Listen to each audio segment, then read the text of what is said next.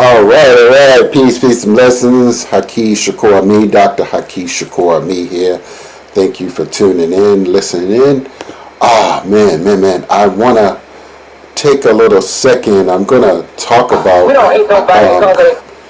this film, actually, and shout out and thanks to Dr. Christy Thornton, President of Associated Black Charities, for having this film screening last night with Brother Paul Coates, who was the the chair locally of the Black Panther Party Baltimore chapter. Now, there were some key insights that he revealed that I never heard him say before. I don't know if I heard him talk about the Black Panther Party throughout my years of living in the Baltimore DMV region, but I was able to hear him speak. He spoke for about 20 minutes. I did get a copy of this book.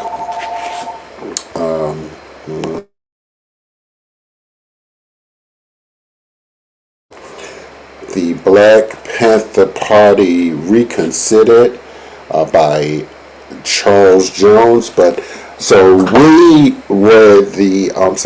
watched the Vanguard of the Revolution.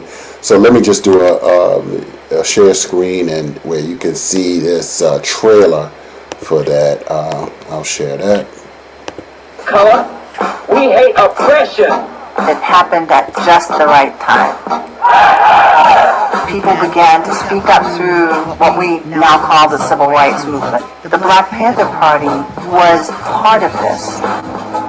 Young people came together against the odds, some would say against any reason. The Panthers understood that we could talk about liberation, freedom, Imagine being able to build an app with your name on it, just by thinking about it. Meet Base 44, a complete AI creation platform. Describe what you want, and watch it take shape. Practical terms to work for your liberation. You can plan, customize, and expand any direction. From tools built for one to platforms ready for many. Sorry, y'all. I don't know what that. I had something else up. I didn't stop sharing my screen, but hold on. Okay, let me go back to the beginning. People began to speak up through what we now call the Civil Rights Movement. The Black Panther Party was part of this. Young people came together against the odds, some would say against any reason. The Panthers understood that we could talk about liberation, freedom, revolution, but freedom to someone who's hungry is actually a hot meal. Liberation to someone who is homeless is a place to stay. So the Panthers had breakfast programs, health clinics. This is what it means in practical terms to work for your liberation. Alright, so that's the Vanguard of the Party, the Vanguard of the Revolution, meaning the Vanguard of the Revolution, meaning the Black Panther Party was the Vanguard of the Revolution. And so principally I wanted to, just dissect. Now I did a video maybe about 2 weeks ago where recently a new party, and I'll actually be in Philadelphia area on Sunday, so I'm gonna slide through to this to a T spot, up in Philadelphia. So I'm looking forward to that. But I wanted to really, truly, just build and have a conversation about this Black Panther Party and and agents, actually. And again, shout out to Associated Black Charities, the chair and her staff, for having this film screening. Very well attended. Shout out to Danielle, Sister Chase, and Mercer, and Brother Earl Elamine, and who else I see? Brother Wali Patari. So several brothers and sisters came through for this film screening. So really, truly a good time. I thought I saw this film. It was actually on PBS. I didn't want to show the whole trailer because I don't know. Sometimes you have rules about how much you can show of, public information, somebody's shared content. So I don't know all the rules. Something about 45 seconds, and so I don't want to go against any rules and get strikes or whatever. But principally, let me dissect this. So what he said, because I've heard rumors, right? But my understanding, and what he said, was that the FBI actually created like a Black Panther chapter in Baltimore, and something to the effect that 6 core members in Baltimore were actually under some agency, right? So here's the thing, and this is deep. Like, this is deep. If they are starting organizations and sending letters, according to the COINTELPRO, sending letters to people and telling people's husbands to do this, or telling people something to that effect. They said something saying that somebody's sleeping with their husband. All kind of little petty things like that. And I mean, now again, there are two different dynamics. I had mixed emotions because, again, once in the movie, there was I can't recall the brother's name, but he said something about some of the Panthers were crazy. He said, Eldridge Cleaver was crazy, and Huey P. Newton was crazy. Right? Or at a particular time, they evolved to, having some crazy tendencies. And let me just say, for the record, yes, Eldridge Cleaver, and from all of my reading, some of what Huey P. Newton, some of the things he did to people up in that penthouse, he was like I said, they described him as a maniac, right? And so I did a video, and I said something to the effect of why you shouldn't join some of these Panther groups, these reconstituted groups, because if I'm not saying that they didn't do any good, because the breakfast programs and things like that encouraged various governments, even the federal government, to adopt a free breakfast program, actually, because they didn't want the Black Panthers to influence white people and to start some independent food co-ops, etc., etc. So that's how governments control people, by controlling your food. They know that they can feed you, they can teach you, right? And so they knew that if the Black Panthers educated the children differently, there could be like some consequences. Like one of the police officers said that he came up, in Oakland, he drove up on a little small child that was like 5 or 6 years old, and he said, "How are you, darling?" And the little girl said, "F you, pig." And he said he knew then that they've lost the community, or something to that effect. So I want to speak today, because I do believe, for instance, that there are some agents out, and around in the Baltimore area, and I know they didn't mention in this film about the Panthers that were killed via the battle between the US organization. And let me just say, and I can't speak definitively, but there were some speculations that some of the US members were, in fact, informants / FBI agents. Now, they did have clips of William O'Neill. Many people saw the film, on Fred Hampton. What was the name of the film? But I don't know. Everybody saw it. But William O'Neill, clips of him, only got $300 for that. For getting Mark Clark and Fred Hampton killed. So with that, being said, I wanted to, just going back to the US organizations, and I know, like Brother George Sabur, he left the US organization, and he wrote several books: Black Folks Guide to Making Big Money in America, Black Folks Guide to Business Success, Black Folks Guide to Sales, Black Folks Guide to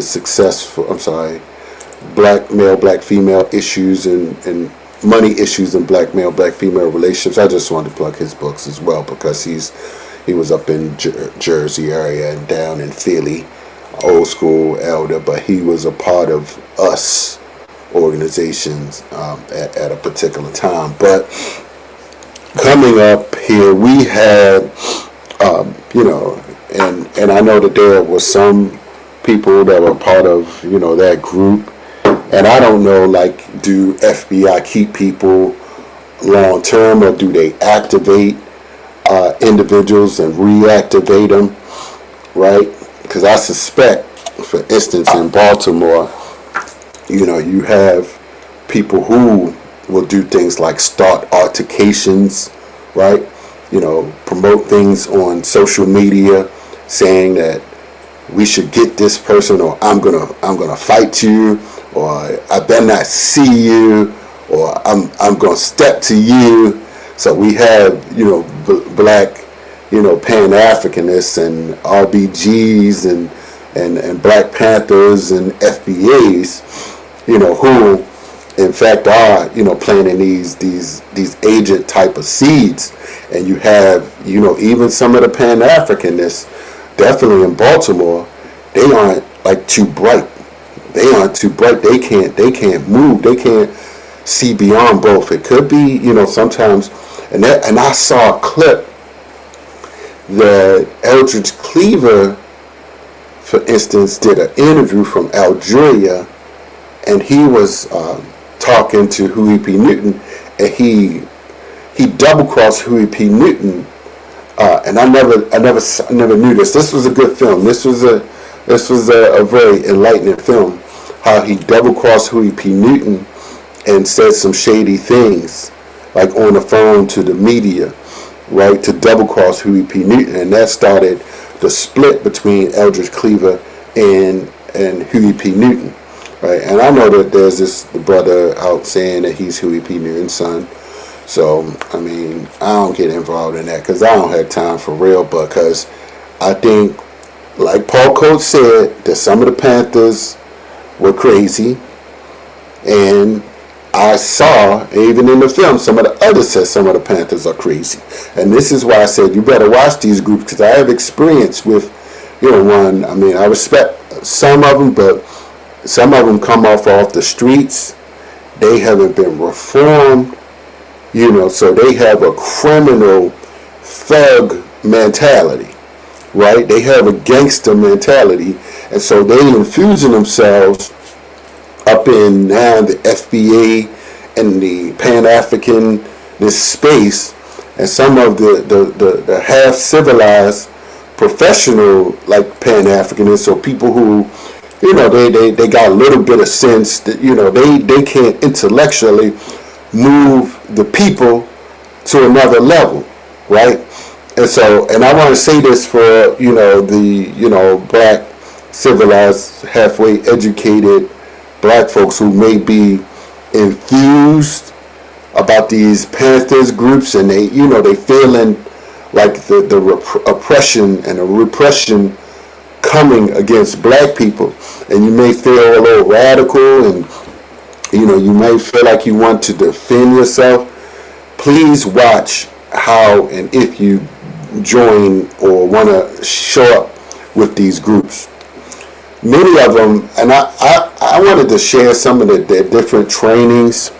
Listen, some of these are the Huey P. Newton Gun Club, the Fred Hampton Gun Club, the in fact Not Effing Around Coalition. They are going to get some people hurt. They are going to get some people killed. They out here looking like they training, and they ain't never going to use none of their training to do anything. Now, like, and I said it in my other video. One of them was showing like some underground, I'm sorry, not underground, underwater, like snorkeling, I don't know, not snorkeling, scuba. I don't know if he was with a scuba gear pointing a gun. Like, dude, a lot of this is just goofiness. Like a lot of I mean, I ain't saying every scenario where an individual is armed, trying to walk around protesting. I don't, like, I mean, there's a time and a place, I would say, where you should be engaged in armed self-defense. I mean, but like, really, who are you going up against? Like, you have no radios. I mean, you have no communication systems, and you talking about guns and things like you ready to do battle. Now, there was a shootout between the Panthers and LA, I believe, and the police. And I'm not trying to minimize, what levels of oppression and repression that an organization could face. But again, many of these people, you can't predict what kind of training or scenario you're going to be in an urban environment, right? In an urban environment. And so why are these people showing films about somebody in the underwater pointing a gun, swimming with a gun? Like you going to be like you some kind of Rambo, like you going to take on, I don't know, the local security guard at your 7-Eleven or some police officers. I mean, if some police officers are out here doing certain things there, and they had the cop watch program, I mean, which was, admirable in certain cases. I do believe that during the 60s and during the late mid 60s, early 60s, and beginning of 70s, and up until today, you have certain cases where people are, in fact, abusing their power, right? They're abusing their, authority.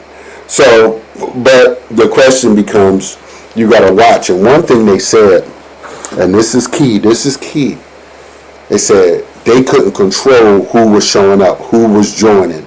They didn't know their mental health, they didn't know their background.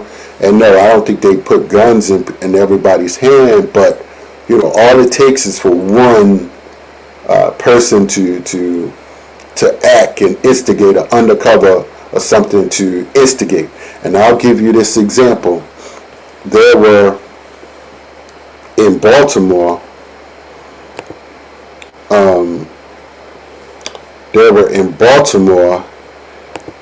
there's a group called the Black Think Tank.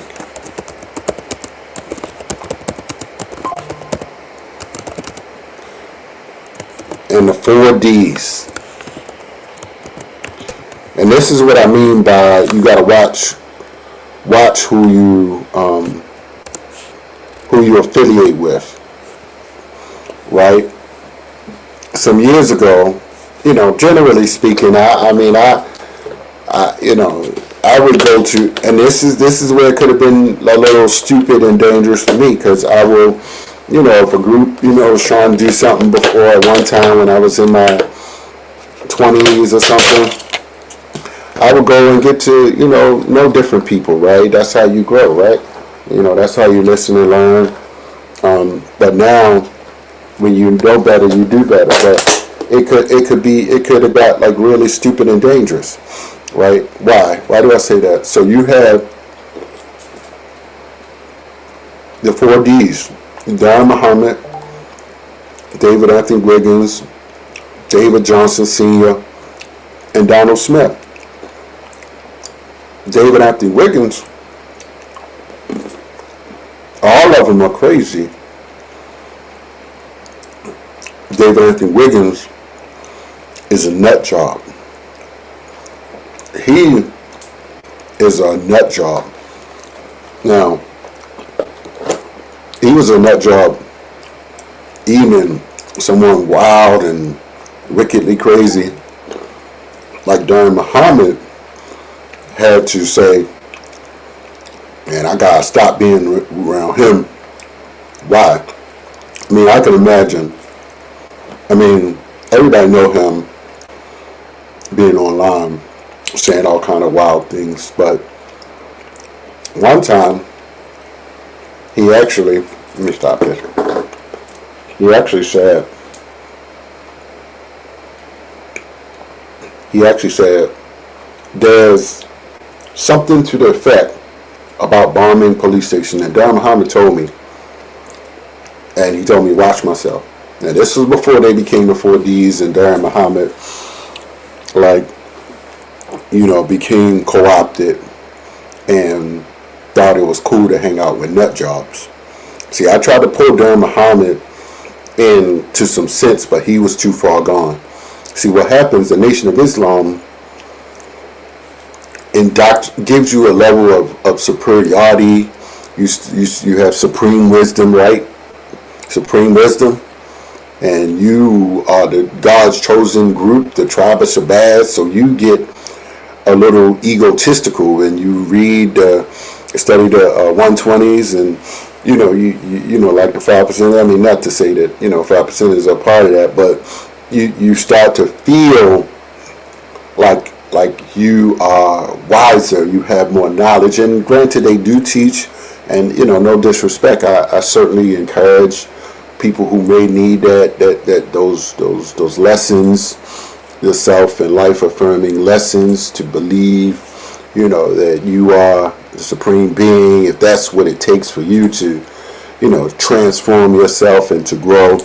And some people just lock on just for opportunistic reasons, like 19 Keys and what was the other one? Oh man, who was the other one? 19 Keys and oh man, I can't remember the other one name. The other one that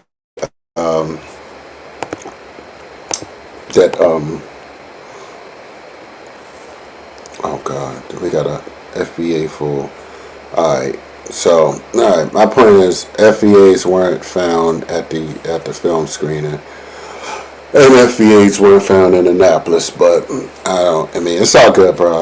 I'm from the United States, but I don't, like, if you want to do something about, something, I just want to see you do it. I just don't nobody care about it. Like,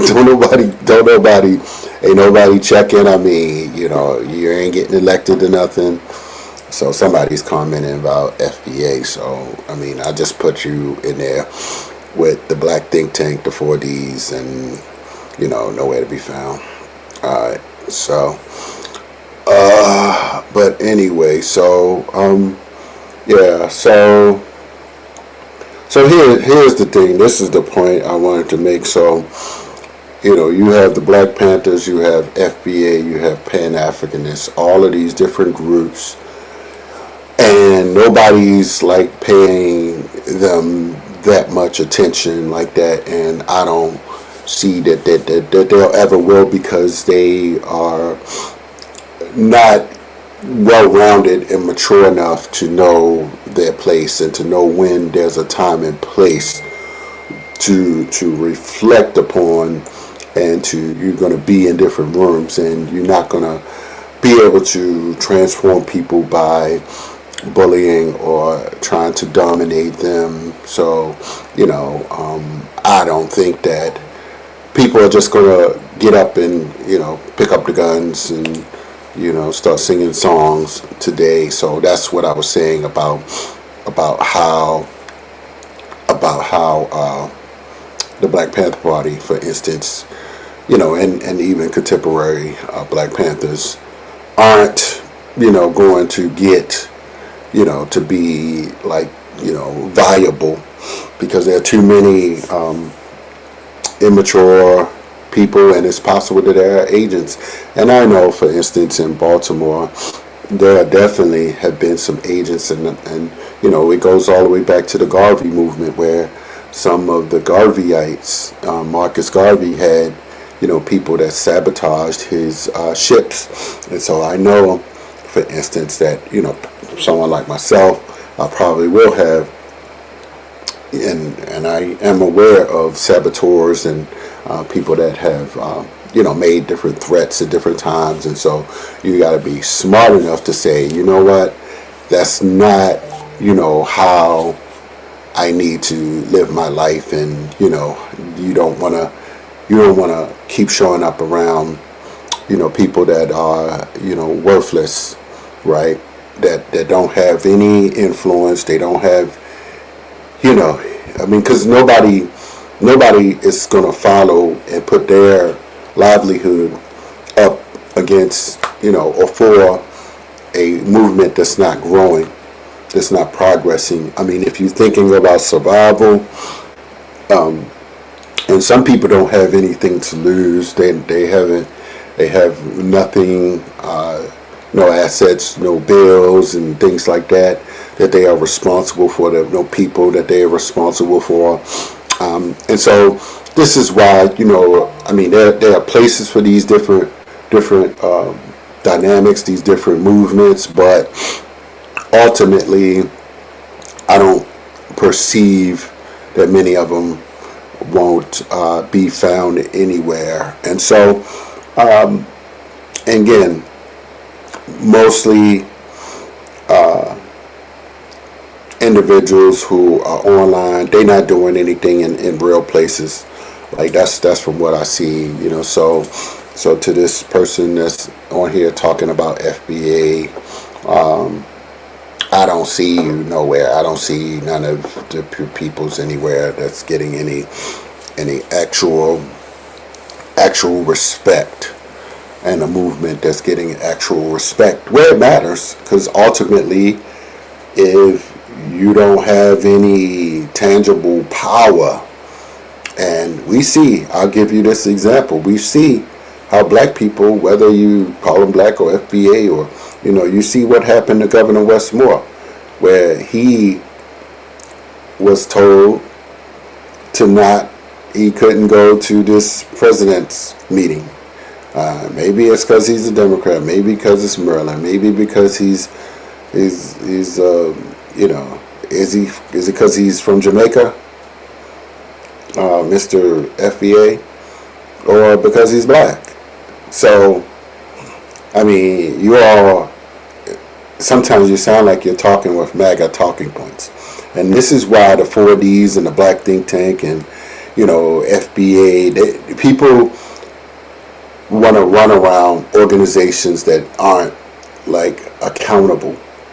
They aren't accountable to anybody, and they just out here being reckless. And so this is why, someone like me, and granted, I do see the limitations of mainstream organizations and groups and things like that, and but you have to keep an open mind. You can't just follow people and follow groups because you think that this person is or this group has the key. You haven't lived long enough. You haven't gone anywhere. Many of you haven't been anywhere. Haven't been out the country. You haven't studied your history like that. I mean, like books like this. I like books like this. I just got this. I saw it for years, but I'm glad I was able to see it. So I'm looking forward to the different chapters. Let me just go through the chapters really quick. And by the way, you off topic, dude. I'm talking about the Black Panther Party. You off freaking topic. You sound like a cult, like a dumbass groupie cult. Learn some real shit. Read some books. I'm sick of these FBA dumbasses that don't read. Alright, so sorry be cussing. I hope they don't strike me. Don't believe the hype, debunking Panther mythology. Black Panthers and the undeveloped country of the left. Once I was a Panther. I got a right to a tree of life, Afrocentric reflection of former community worker. Okay. Talking the talk and walking the walk. Jeremy Slater. So this is like a compilation. Why I joined the party and Africana Womanist Reflections. Okay, so back to Africa, the evolution of international section of the Black Panther Party, talking about Kathleen Cleaver. All power to the people. The political thought of Huey P. Newton and the Black Panther Party. So, and I know one of the guys, one actually has a picture of himself, of Eldridge Cleaver. And there's a one FBA that says free Huey. He keeps saying free Huey. So I know some people do understand these dynamics. But ultimately, here's the thing. Here's where I am. Like, you got to keep organizing. And I didn't see any different groups. I was there in Annapolis just a couple days ago, speaking on. Well, I didn't speak, but getting voter and getting things passed for returning citizens, right? So I would applaud some of these different groups if they would show the hell up, and certainly the Pan-Africanists in Baltimore, because they haven't showed up for decades. These Pan-Africanists in Baltimore, they don't show up for nothing. Like, so they don't know what they don't know, and I don't have time no more. I don't have time to sit and talk to them. Because they're not going nowhere, and they not moving nobody else anywhere with them. So I'm just done. And any of you just stupid enough to keep hanging out and showing up to these so-called Pan-African groups in Baltimore, you're just ignorant. And I just don't, I'm not going to spend too much of my time. I got to balance out. But, if you want to join a real conscious movement and grow to another level, stay connected to the Rise of the Success Scholar. We out. Peace and blessings.